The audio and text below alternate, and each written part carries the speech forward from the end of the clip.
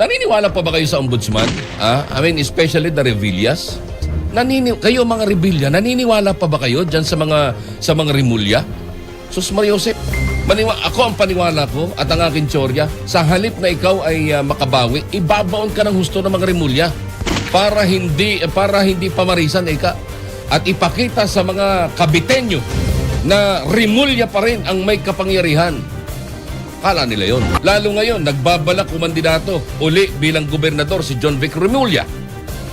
Kasi maraming naipon eh. Sabi nilang yung ganon, medyo na sila, unity, tapos ay peace talk, peace, ganon, mga ganon. Katarantaduhan yan. Kayo, naniniwala kayo dyan sa hambog na si John Vic Rimulya? Ewan ko lang.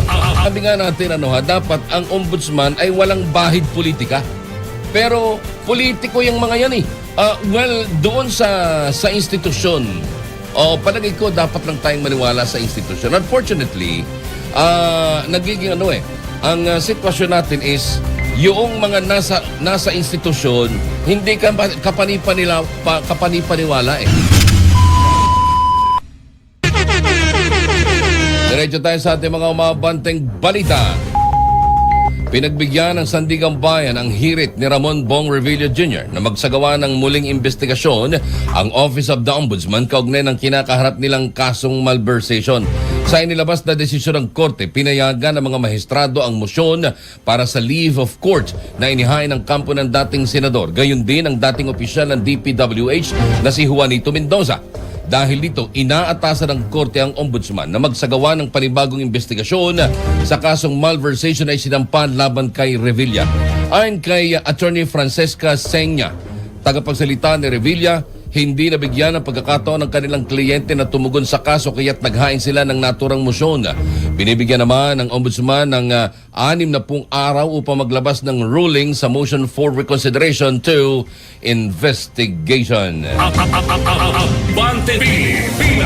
Ewan ko pero naniniwala pa ba kayo sa ombudsman? I mean, especially the Revillas? Are you still?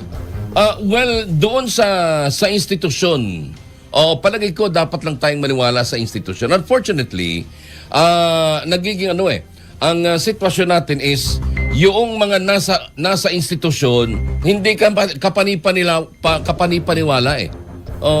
Sapagkat una, sabi nga natin dapat ang ombudsman ay walang bahid politika. Pero politiko yung mga yan eh. Lalo ngayon, nagbabalak kumandidato uli bilang gobernador si John Vic Rimulya. Kasi maraming naipon eh. Lalo na yung pinagbentahan nila nung kanilang isla. Di ba? I do not know. Pero naibulong lang sa akin yan. We're not really sure regarding that. Naikwento ko lang.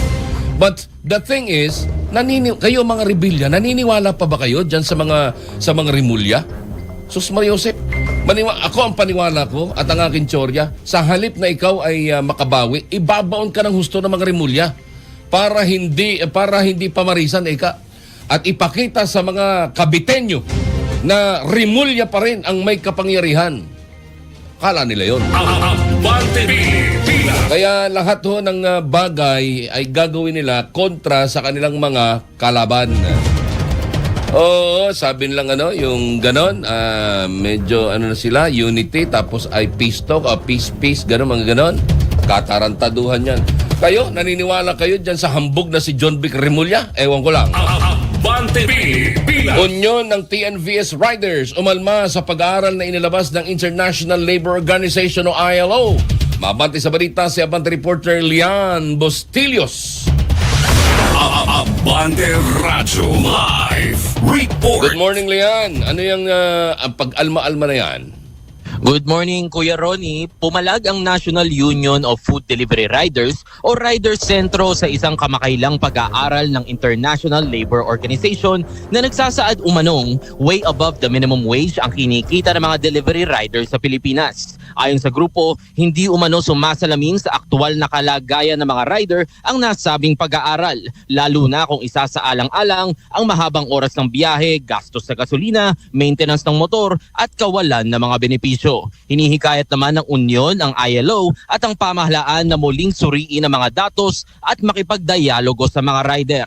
Anila, ang mga pag-aaral ay dapat umanong nakasentro sa mga organisasyon ng manggagawa upang makabuo ng mga patakarang makatarungan at makabubuti sa kalagayan ng mga delivery workers. Ako si Lian Bustillos. Abante! Lian, so sinasabi nila na mataas ang sweldo, malaking kinikita ng mga delivery riders. Yes, Kuyang Ronnie, ayon sa huling pag-aaral ng ILO, way above the minimum wage daw itong kinikita ng mga food delivery riders. Sino kaya ang nakausap niya mga ILO na yan? Baka naman mga sinungaling na terorista na naman ang nakausap niyan. Kasi yung mga ganyang organisasyon na international, hinaharang yan ng mga komunista eh. O para maglabas sila ng hindi totoong istorya. So mali nga. Kasi una, ako Lian, nitong mga nakalipas na araw ako'y naglalalamove. No, pagkatapos ko mag-broadcast, papahinga lang ako ng 1 oras, iidlip, tapos ako'y tatanggap na ng biyahe. Alam mo yun, yung delivery ng mga kung ano-ano. Di ba? Yes, Kuyang Ronnie. Hindi ganon. Yung inaasahan mong kita, hindi ganon. Imagine, meron akong kargang 15 kaing. Kawawa nga yung aking sasakyan eh. Kabago-bago eh. 15 kaing ng mangga. Simula dito sa bahagi ng Nepa Q-Mart. Diyan sa Cubao, Alam mo naman siguro yun. Yes, Dinala ko yun ay sa Antipolo. Alam mo kung magkano lang yun? 500 pesos lang yun. 500 pesos ang bayad sa'yo, tapos babawasan pa yun ng 20%. Yun yung pinakang komisyon nung TNVS or nung app. You see? So sa maghapon, tapos ang lalayo ng pagitan kasi yung mga delivery rider na yan, hindi naman pag-book, di ba ga? Ay halimbawa, ang nag-book ay si Fred Rabanal, nandito sa istasyon. Eh siyempre yung makukuha niyan na rider, it's either nandun pa sa may nandoon sa Araneta Center o kaya ay nandyan sa may Sampaloc area, di ba? So ganoon yun eh, matagal. So yang inilabas na ng ILO, mukhang tama yun. Dapat nilang ireklamo yan. Oo. Nasubukan mo na ba yung ganyang trabaho, Lian? Di pa? Hindi pa, Kuya Ronnie, pero isa rin ako sa mga madalas mag-avail nitong mga ganitong klaseng services. At naiintindihan ko talaga kung saan nanggagaling tong mga rider kasi nga, maliban sa mababa ang bigay, kasi bagit ko nga kanina, Antipolo po biniyahin nyo, 500 pesos lang. Tama po ba kayo rin ang may sagot ng sarili ninyong gasolina at maintenance ng motor? Natural. Wala na may ibang sasagot dyan eh. Di ba? Walang ibang sasagot dyan. Ikaw din. Sa'yo lahat yun. Di ba? So ngayon, anong kinikita mo? Wala. Kasi doon sa 500 sa isang biyahe, ano ang mga i-consider mo dyan? Una, hatiin mo yung 500 sa dalawa. Bakit? Kasi yung kalahati ay para doon sa hulog. Di ba ga? So what I mean is, kung ano man yung maging kita mo, so yun yung itatabi mo, kalahati nun para doon sa panghulog mo. Araw-araw yun. Di ba? Araw-araw. Yung kalahati, hahatiin mo pa uli sa kalahati. Bakit? Pang-maintenance, pambili ng gulong, at saka pampaayos ng iyong ng makina, gasolina. Di ba ga? So, ano ngayon ang kinita mo? Is that way above the minimum, which is 5 piso na lang, 700 pesos na? Di ba?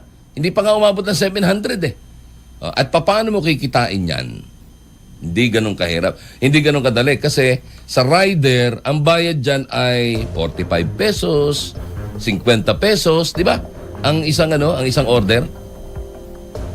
Napansin mo yan, Lian? Yes, Kuya Ronnie. Kaya ako, saludo po ako sa mga TVNS rider. Pero sa panahon ngayon, hindi na sapat ang saludo eh. Bakit? Dapat magkaroon na ng maayos na patakaran para mas pangalagaan natin ang mga delivery rider natin. Alam mo kung nasa ng problema dyan? Nasa Senado. Yes, Kasi Kuya Ron. hindi pa nila tinatapos yung hanggang ngayon ay yung sinasabi nilang pilot project, etc. etc. Wala pa ho, lahat yan temporary. Lahat yan temporary.